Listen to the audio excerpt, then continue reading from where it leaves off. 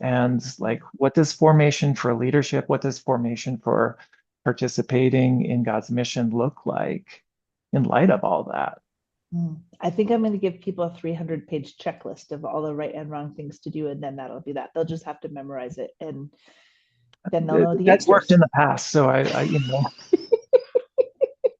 I don't know, man. I'm gonna throw a bunch of stuff at the wall and see what sticks. Yeah. uh, I grew up in leadership, sort of formed in the ecumenical movement, and so that like global experience Mhm. that sort of adds to a new and maybe decolonizing cosmopolitanism. That there's it's an expression of me of being in intercultural ministry, is like being willing to be transformed by the other. And Yeah. when we push ourselves outside of our comfort zones to experience the life and faith and witness of other humans, and I use those, I mean, those are very Christian terms, but I'm using that in like a very broad Yeah. sense, that we can't help but be transformed by those experiences. Mm, yeah. So, um, so you've had the chance to kind of travel around the country, also around Canada a lot over the last 3 years as moderator. Um, what are some of those, or maybe what's one of those encounters, or one of those moments uh, that has really sort of impacted you from, I mean, there's probably a lot to choose from. You've probably visited a lot of communities, a lot of churches, but also just like the broader community as well. And how do you, when you think about that time, and maybe it's too soon, but how do you think that experience has sort of like shaped or maybe even transformed how you understand the church or you understand the church in mission and that kind of thing? I mean, I think in the United Church, we have a lot of diversity in our unitedness. And I think that we understand that philosophically, and we definitely understand it theologically, because there are some social and theological places where there's still pretty stark difference Sure. of opinion, difference of understanding across the church. But I got to see, because it was so like I was so all over the place all the time. So I never kind of really got comfortable in one spot. Got to see a lot of the cultural and sort of ecclesial difference. I got invited to be one of the preachers at the Crux of Fusion conference that happens among slightly more evangelical Yeah. uh, leadership in the United Church. And Gordon Smith was the keynote, and he kept asking us this question, like, is your pneumatology sufficient for the life, work, and witness to which you have been called? Mhm. Because I What does that think the even theme of mean? last I think his the theme of the conference was come Holy Spirit. Right. And so like pneumatology, of course, is like our theology of the spirit. Mhm. And so it was just like, is your connection to the Holy Spirit alive enough? Is it sufficient Mhm. to the life, work, and witness to which you have been called? And he knew he was talking to a bunch of pastors, but I think Sure. that kind of gets at some of the questions raised by Andy Root and Blair Bertrand in their book, When Church Stops Working, around the way that secularism has impacted the churches, not so much in the like kids having to choose between soccer practice or Sunday school, or their parents having to choose on Yeah. Sunday mornings, but the idea of this loss of a sense of the transcendent, right? That everything is immanent, and we believe in what we can see and touch and taste, and that we have lost a sense of the transcendence of God, and that the church is somewhat bereft because of that. And so I really, they say in their book When Church Stops Working, they have this example about where you can see it most starkly is when there's an act of gun violence in the US. And all the politicians start saying thoughts and prayers, um, and the response of like some social justice oriented organizations and congregations has been thoughts and prayers are not enough, because they're advocating rightly for, gun reform, Yeah, gun ownership reform, and they're like, but like on the other hand, we're also saying that we don't actually believe that our thoughts and prayers are sufficient for God to intervene and to change people's hearts and to like allow that social change to take place. Right? That absolutely. we're literally testifying to the fact that we don't think that our prayers matter. Yeah. And what if they were what mattered most?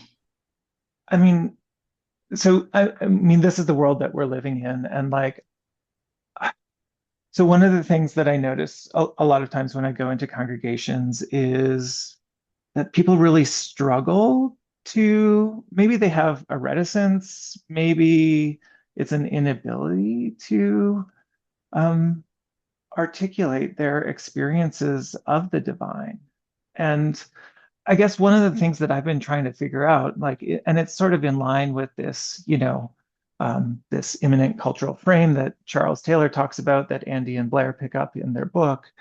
Um, but like, how do we help people to move beyond the immanent cultural frame? Like, are there practices that are helpful, or things that you've experienced, or things from your own experience or life that are helpful in terms of, reconnecting so that our pneumatology can be, all it is?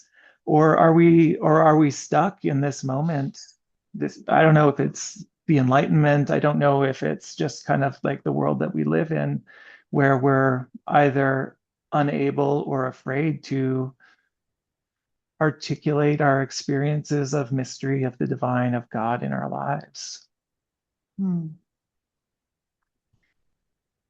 I mean, I think that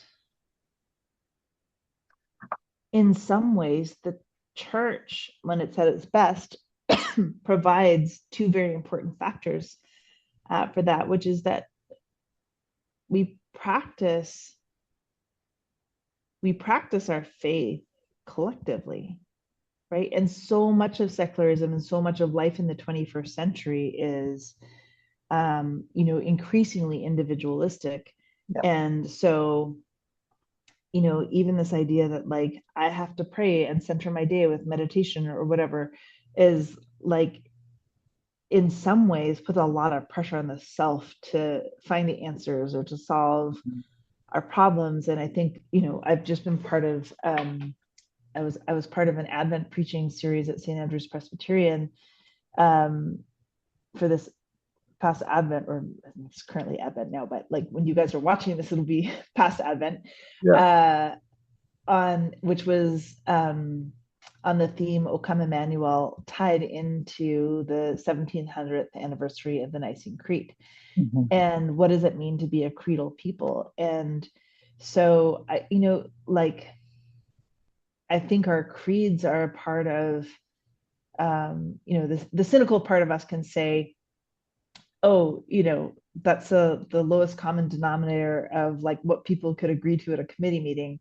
Um, but it is also a group that, our creeds come from groups of people or committees of people that come together to try to articulate collectively Yeah. like why this Jesus story that we follow as Christians matter, and in taking a pause from the busyness of life to actually spend some time attending to our spirits, Mhm. to share, to borrow a phrase from 12-step programs, to like share our experience, strength, and hope, and to care for each other when we're not able to see strength or hope in those experiences.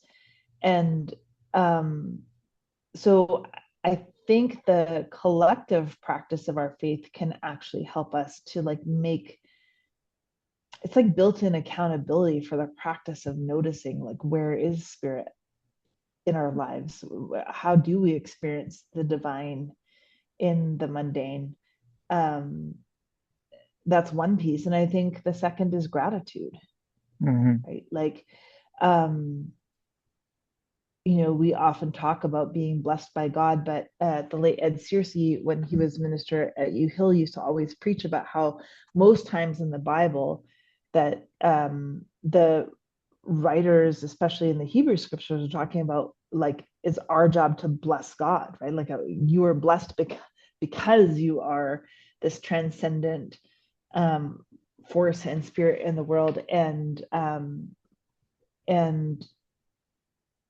that we really, our posture to the divine should be based in gratitude, and praising God Yeah. for the good that God self like makes available to us in the world. And it's a tough, like some people are really good at habits and some people are really good at like developing habits, and I am not. Like I actually just pulled this out of my desk. This is a little gratitude journal I started a couple, like I guess a year and a half ago, Right. and I did it from August 24th to September 3rd.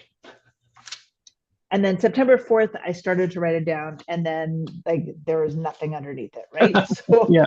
like it's it's hard to develop the sustained practice and habit of Hmm. gratitude, and even the way that like we fall out of practice from saying grace before a meal, and sometimes those things can feel rote and performative, Yeah. except for that they're there to remind us that actually that gratitude and grace is not rote or performative. Hmm. Yeah. Requires this sort of deep intention, and Yeah, well again, and and like one that can what be if reinforced or formed in a community, or devalued in community, or when communities are fractured. Yeah, and I think in leadership, I was talking with a parliamentarian who used to be in ministry, and and we were talking about inspiration and worship, and I know that like even for ministry personnel, like public speaking is not always everybody's Yeah. superpower, and they were sharing an experience of finally getting a moment as a busy parliamentarian to go to church and Yeah. being so disappointed because I walked in and the clergy person, I don't remember which denomination it was, like put up their hands and was like, the Lord be with you. And it was just like so casual and flat, Mm. and they were just like, oh no, this is going to be terrible, right? Yeah. And the way that we read scripture sometimes, like forgetting that a lot of it's poetry, Mhm. or the way that we read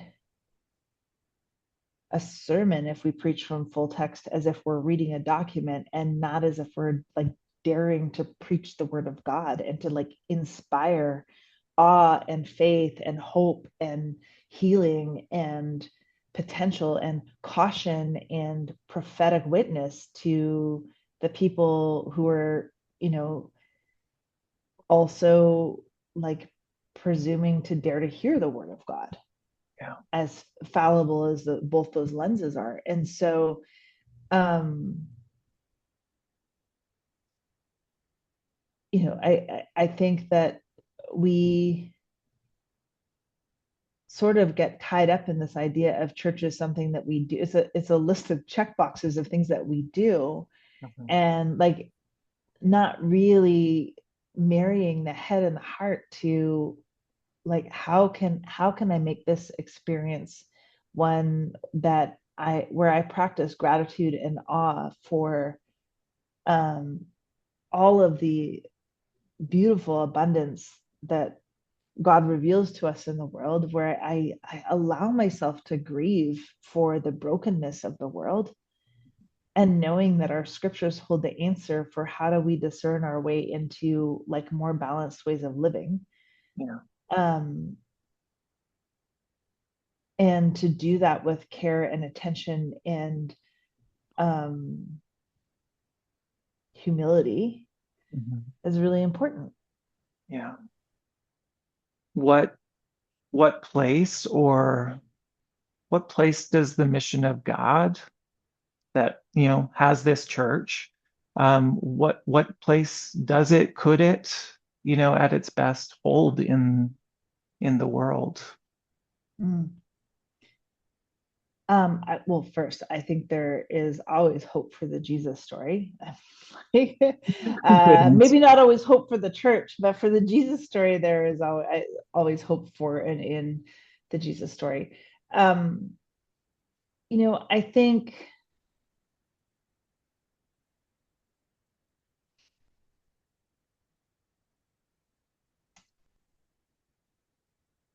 like maybe maybe the church or maybe our faith won't matter in the same way that it used to in Christendom. Sure. And maybe that's a good thing. Hmm. Um, Especially given the ways that like power was the power of the church was co-opted by the state and probably vice versa in really intertwined ways. Um,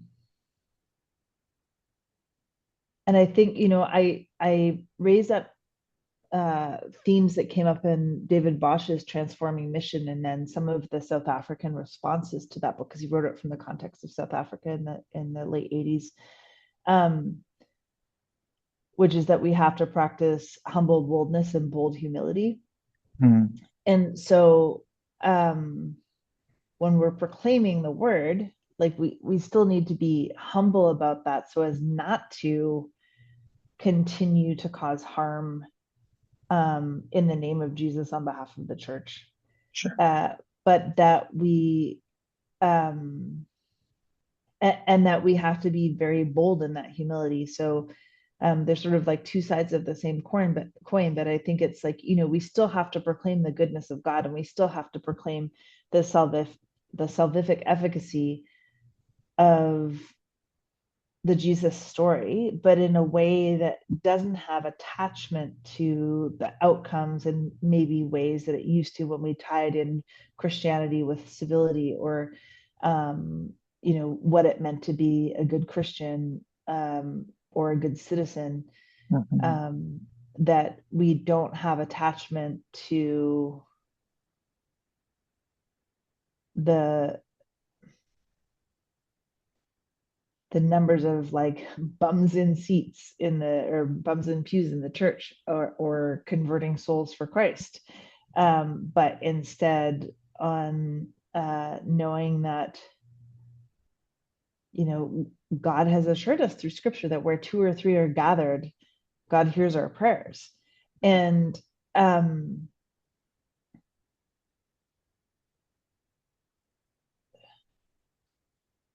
like two women from the Jehovah's Witness came to my door a couple days ago, and it was freezing outside. It was like -8, and they're like, "We're not going to take." And I'm standing there in my pajamas and my slippers, and they're like, "We're not going to take much of your time. We don't want you to get cold. We're outside. We're cold." But we did want to, everybody is on their phones and on apps these days, and we wanted to share with you this video that you can just go to by going to this website, and maybe we could have a conversation about it. It doesn't have to be today. And I said, I'll need to stop you right there and just like share with you who I am, what I Yeah. just finished doing for the last 3 years. So I'm pretty rooted in my own faith tradition, and I will check out your website.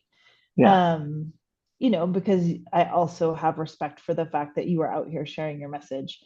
And it's the very least I can do is watch a 2-minute video when you've been like walking around in -10-degree weather all the time. So, um, and I did that with a sense of openness and curiosity and like a gratitude, even though my understanding of what it means to share my faith would look very different. Mhm. Um, and knowing that um, I had been invited into something that was meaningful to them. Mhm. And even though knowing that it is very unlikely at this point in my life that I would convert to that faith tradition, Mhm. um, that it was still an invitation to Mhm. listen and to find meaning in what they find meaning in. And I feel like um I wish that for us. Like I wish that um it's like in the mid 20th century when the World Council of Churches started talking about like, oh, Missio Dei, and like it's God's mission, it's not our mission. Like missionaries had done harmful things, and so we Right. wanted to like take back this idea of mission, but without the human fallibility and like systems of oppression that were attached to it. But in a way, because we didn't do the work of decolonizing at that time, we also kind of like gave ourselves a loophole where it's just like, well, it's not our mission, it's God's mission, and God's going to do what God's going to do. And then, like, because it's God's mission, not our mission, we're just going to go over here and keep like perpetuating the same systems of oppression. But in a Right. way where we're not using God as the justification for it. Um, and when we realized that that was harmful, I think, like one of the outcomes of my book, when I was writing it as a dissertation, was there were members of my committee who had pretty much given up on the idea of the Missio Dei, that like it wasn't useful to talk about God's mission at all for exactly that reason. But I made a compelling argument for why I think it's deeply important for us to rumble with that idea. And um and he was like, oh, you saved this idea for me, because I'd given up on it and thought it was useless. Yeah. um and I think if we can talk about the church's mission and God's mission, and the way that there's a Venn diagram between those two things, Yeah. it can be helpful. But we have to do it in a way that is intercultural and respects um, the diversity of experience that we have as individuals and as communities and as cultures, Mhm. and that we are the richer for it when we do things that way. Um, So how did you redeem that for this person? Like what was it specifically in terms of your engagement with Missio Dei, the mission of God that that gave new life to the possibility that it can be decolonial, decolonized, and maybe still has some value in terms of how we not just think about mission, but also embody mission as individuals, as a church, as the church. yeah.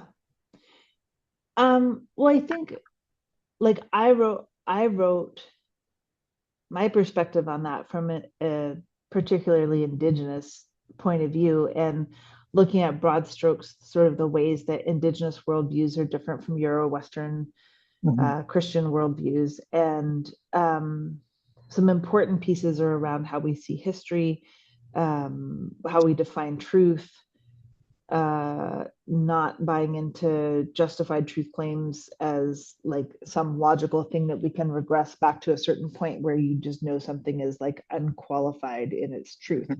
Yeah. And that's sort of like a useless mental exercise, when I could just say my truth is my truth and Andrew's truth is Andrew's truth, and those things may be different. And of course they're different because we're different people and we have different perspectives and we come from different cultures. And so we waste a lot of energy trying to like prove things that don't actually need to be proved. What's more helpful when we tell our histories and our stories is the ethical and pedagogical commitments we have. Like, why am I telling you this story? What matters about it? And what's the right action that it's calling you to? And um, I think when we approach Christian mission from that perspective, it can be more life giving. We didn't tend to have binary dualisms or like the Cartesian sort of mind body split of Western philosophy. And so um, I think also seeing Christian mission from a more holistic perspective is helps us to decolonize it a little bit. Um, but I think you could do the same thing from a Minjung Korean perspective, right? Around Mhm. what is uniquely Korean, in a view about Christian mission, what is uniquely Zambian or Zimbabwean. Like we each bring our own worldviews and cultures to this faith that we say is, potentially universal, but that's so often Yeah. there's so much like Euro Western, Euro Christian um, control over what is considered orthodox or uh, justified, is being consistent with tradition, Yeah. as if the church only developed coming out of the Roman tradition in the Yeah. fourth century, right? Yeah. Like, so I think like being willing to have, and this gets back to my earlier comment about adventure and Mhm. cosmopolitan, like a decolonial cosmopolitanism, and seeing like global solidarity in terms of struggles with communities have traditionally been made marginal in society and in global economics, is that like to sit down with leadership in the um, Organization of African Instituted Churches, for example, which are like indigenous churches where Christianity spread organically, like from the Middle East down into sub-Saharan Africa. Like those churches are not uh, the product of Western missionaries going and teaching a European form of Christianity. Mhm. The understanding the differences between the Eastern and Oriental Orthodox families, and how and why they're different, and what their divine liturgies can offer to us in Protestant land, about who we are and how we understand God. Like all of those things are um, a testament to this, godly play. There's the story of the great family, where Mhm. you say that now you're one, um, of a great family who are as many as the stars in the sky and grains of sand in the desert. And, God created us in this beautiful, crazy, diverse, like not logical, chaotic world. Mhm. And when we approach how we understand God and how we understand the church and how we understand mission from that perspective, um, has to be some hope in that. Yeah. Yeah. But I Like, think, do you remember that movie Contact that came out in the 90s with Jodie Foster, yeah. where she's asking her dad when she's a little kid, like, do you think there's life out there? And her dad's like, I don't know, but if there isn't, seems like an awful waste of space. Like, Yeah. Um, yeah. I was just thinking about, I think it's at the beginning of Robin Wall Kimmerer's Braiding Sweetgrass, where she talks about like these settlers who have like uh, been here in North America for hundreds of years, and they still have one foot back in Europe. mhm. Like they're still half on the boat, and they haven't actually arrived yet. I think about that like in that context, but I also think about that in terms of like the church's nostalgia for maybe it's the 1960s. It's the 1960s often. And the 400 person Sunday school, and if we could just replicate whatever magic, which wasn't so much magic as an accident of or the plan of colonialism multiplied by a baby boom. But the glory of the 1960s. Um, but we have our feet, sort of half in this present moment and half in a world that is no longer accessible to us.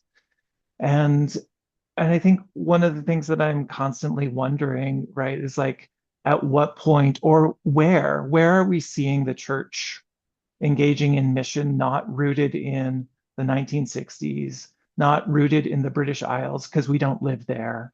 Um, and I have never lived there, but my people come from there.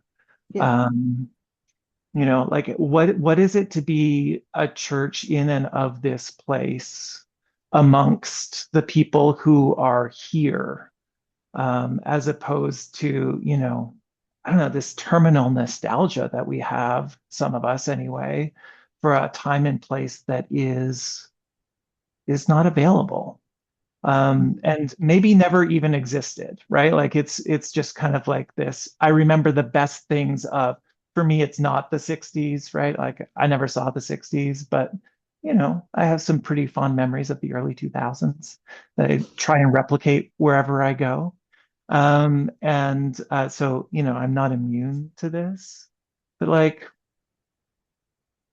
I often wonder, like what does it look like to inhabit, to embody a church that's liberating for this time and place, that sees liberation as something that is for all of us and not just something that, like, because I mean, certainly having grown up in the evangelical church, right? Like that sense of mission was like, ah, is like those people in darkness over there, whoever they are. They might have been Yeah. Catholics or United Church people or people of no religion, right? Like we got to go save them, whoever they Yeah. are, the people who are not Yeah. us. But Mhm. like, what does it look like to embody that kind of liberating mission in this time and place that's not so can we ever not be consumed with nostalgia, I guess, and like maybe that's part of the liberation. I don't know. This isn't actually a question. This is just me kind of processing a few things kind of out loud around like, how do we move forward? How do we move forward together? How do we, we're never going to disentangle ourselves. We're never going to reach a pure state of like, and that, of um, this is what God's mission looks like in this time and place. But from where we are today, like how do we move forward together in embodying, Mm. you know, this hope and embodying this liberation in being not just for one another, but I think you talk about like mission with one another. Yeah. Um, and yeah. Yeah, I think in the book I was trying to get away of this idea of like acting for others is kind of like a benevolent thing, which Tillich talks about in Love, Power, and Justice as being like the slippery slope into sin, where we like rob others of the their own inherent agency to act on their own behalf, and that like it's when we experience the compulsion to dominate, it's really easy to name that as sin, but when we're acting on behalf of another, Yeah. which is sometimes a very efficient way to live together in community, Mhm. we always have to be double checking, like, am I robbing somebody of their opportunity to practice their own agency? And if I'm not robbing them of the opportunity, am I at least being respectful of the fact and cognizant of the fact that um, the others on whose behalf I'm acting also have their own agency, and I am approaching whatever action I'm taking or decision I'm making with the utmost humility and respect for the trust that's been placed in me.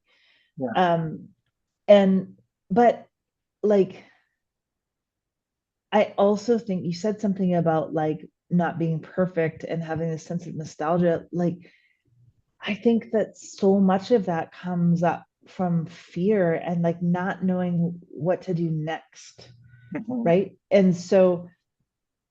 And I think the Western world, but humans in general, have a huge fear of failure as if it's bad.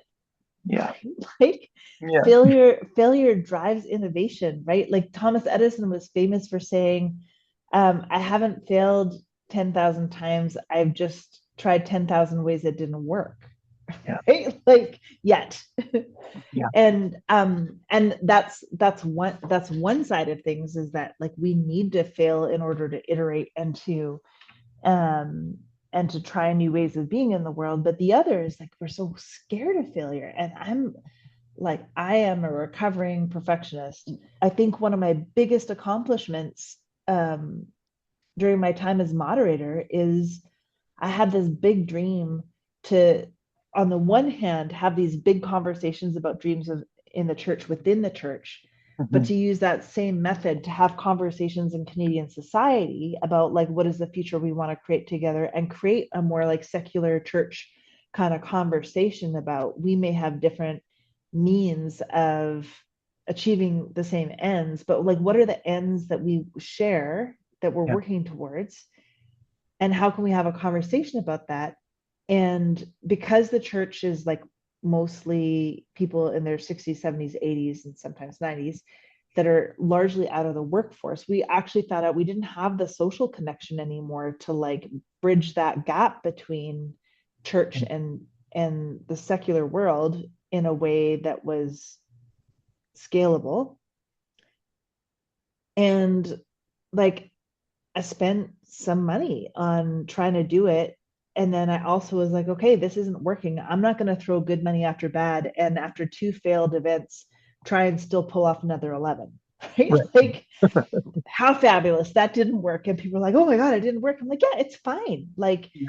but I'm also not stupid. Like, I'm not going to keep doing it because that's what the plan was. Yeah. Like, it didn't work. What I learned was this is way easier to do when you have a big, uh, you have a big community of people who are at the prime of their work lives and have enough authority to say, Mhm. I know it's a little weird for us to think about having a conversation with the United Church of Canada, but hear me out. Yeah. Right? But like, we didn't have people with the social capital who could do that. Mhm. And so all of those invitations flopped. Yeah. And now I know why. Mhm. And so I'm not going to do that again. But like, it wasn't a waste of time. And if it had worked, it would have been amazing. Yeah. And I think we have to get better at letting go of our attachment to certainty and Mhm. risk management. Um, and because when we hold on to certainty and our aversion to risk too tightly anyway, is part of what makes us positional and do things that harm people. Like, Right. some of the ways that we do things can be interrogated, because I also think that the structure, like the the processes and procedures inside our churches come from the time of Christendom when the church was much bigger, and maybe they are not allowing us to be like nimble enough for a world that is very much changing. And so having some conversations about like, how do you discern what is the next right thing, whether you're trying to plan for a redevelopment of your property, or safely host an out of the cold meal, or you know setting up a commercial lease with a daycare and not getting robbed blind and being put at all kinds of risk because you think, oh, daycare, working with kids, that is a thing that the church should be aligned with, but not thinking about, is it not a nonprofit daycare or is it a for-profit daycare? If it's a for-profit daycare, like, maybe you should charge them for-profit rents. Right? Yeah. Like, and have more than like a one-page lease that signs away the farm to the daycare that is in your basement. Yeah. Um, That doesn't sound you like a know, real example at all. no, that has never happened ever in the history of any church. Where are you seeing signs of hope? Where are you seeing Mm. new shoots? Where are you seeing interesting things being transformed, that you're paying attention to? Hmm. Um, I mean, one of the beautiful things of getting to have the experience of serving the church as moderator over the last 3 years is I feel like there's so many examples of like new shoots of green grass coming up all over the church, from congregations that are growing in terms of the number of people that are attending when that was not a thing that they thought would ever happen to them again. Really creative community partnerships with like unlikely partners. Mm. um, I think um, finding our footing in an age where there are multiple conflicts, moving away from interfaith dialogue for interfaith dialogue's sake to like putting some ethical commitments behind things and moving to interfaith solidarity. Mm, as maybe being a more productive use of um, energy and time when there's so much to do. Um,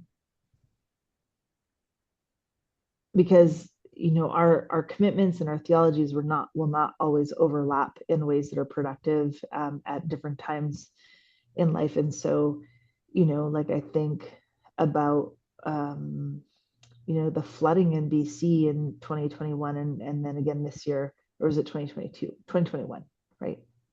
The I can't first flood, remember. the first flood in Abbotsford. Recently, 21, I think. Yeah. Yeah. And the way that the Sikh community really just like, in part because in the Lower Mainland, they're so much a life force in our local logistics and transportation sectors, and also have access to a lot of wealth and intergenerational wealth. So like to see the Sikh community come forward and like be the immediate first responders and like trucking refrigerated trucks full of food to drop off points that were flood safe and where there wasn't like using families' private helicopters to do food drops, and responding in a way that historically the church might have, but no, they weren't the religious community that had the time and energy and money and connections to do that. Yeah. But like we didn't also like stand up as the church and be like, how can we help? Right? Like you take the lead, but how can we help in this? Because we also want to care for our neighbors. Um, so I think there are opportunities for more interfaith solidarity than we're used to. Um, and then I What will think the that take? number Like, what will that take? There's opportunities, but like, can we even do it?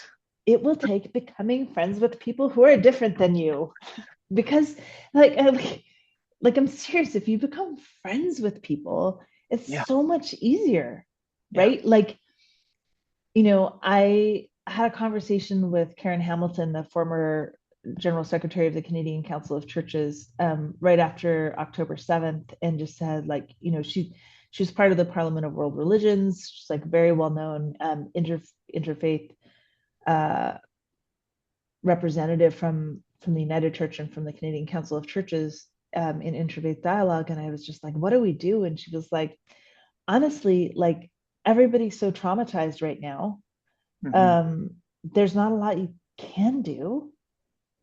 Like interfaith work happens one coffee at a time. And when there's a crisis is not the time to reach out to interfaith leaders you have no relationship with, Hmm. right?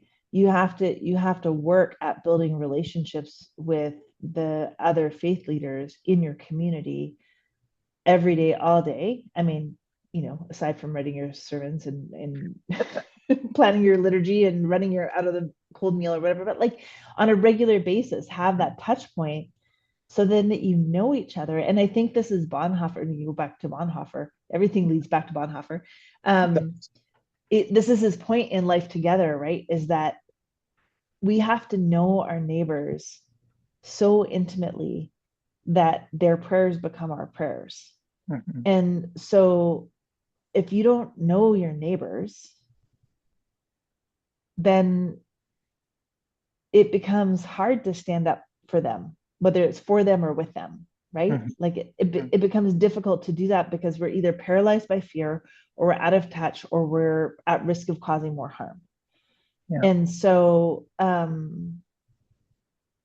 I think reaching out to the communities around us and getting to know our neighbors in a new and intimate way is really important for the church's own health and well-being, but for our communities. Yeah. Yeah. I mean, I often sort of joke about this, but I say often in churchland that I have more spiritual and like deeply searching conversations with people who don't go to church than with people who do. And Yeah. that's like on the walk to school, with my kids and with other parents. I don't have to walk to school with my kids anymore. They're 12 and 9. but I Yeah. do it because of the conversations that come and that sense of like, yeah, coming to know other people. And sometimes it's pretty surface and sometimes it's deep and searching and like, but that wouldn't happen if every morning there wasn't a walking school bus of neighbors who just happened to walk together to Mm. school and wait until the bell rang. Not that our kids even say goodbye to us anymore, but we just kind of hang out. And it's become that thing, but that's how you do it, right? It's Yeah. it's that coffee, it's that walk, it's that time to be together and to build those relationships over time Right. that isn't dependent on people coming into my space to do whatever it is that I prescribe for them, but for us to just like, you know, be open to encounter. Yeah. Yeah. Hmm. You got it. Okay. There's the answer. That's the answer we were looking for. Yeah. Only took us an hour. But Carmen, thank you so much for this time and for your deep wisdom and your bold witness to what God's up to in the world and in your own life too. Thank you so much. Thanks for the invitation.